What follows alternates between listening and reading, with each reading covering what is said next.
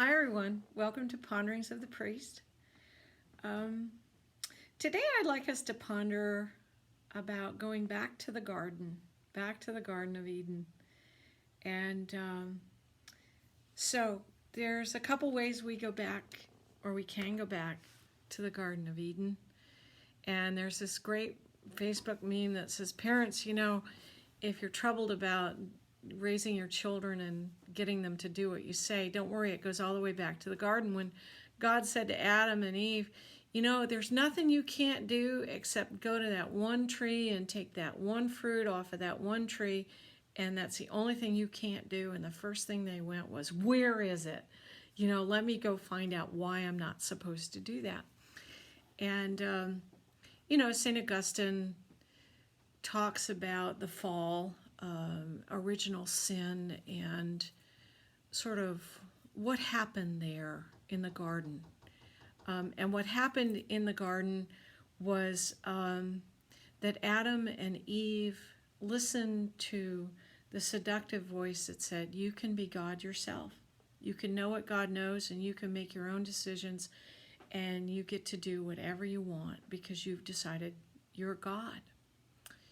And that is the source of our fall, is that we decide that we are God, and that we know better, and that we're unique, and that we're different, and that we can rationalize and justify and believe why it is that whatever it is we want to do is okay. And we do this all the time, all our lives, regardless of whether we're in a stay-at-home order right now or whether we're just doing whatever we're doing in our normal life. This is just what we do, is we go back to the garden. We go back to listening to that voice that says, you don't have to do that, or you can do that, or you want to, so it's okay, go ahead and do it no matter what, because you get to play God yourself. So we do this. And right now especially, it's not helpful. And in fact is dangerous for us to do this. So what I would encourage us all to do is to seek as best as we're able to not go back to the Garden of Eden in that respect. But the good way that we can go back to the garden is, before this happened, is to be in that completely trusting, faithful, obedient relationship where we can walk with God.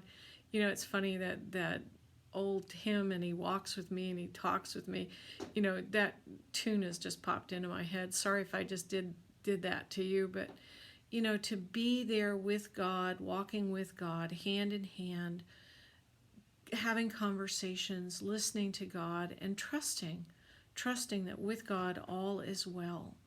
So our question to ponder is, in what way am I going back to the garden? Is it so I can be God and be different and do what I want? Or is it so that I can walk with God and listen to God and trust that with God all is well? Something to ponder. Thanks, everybody.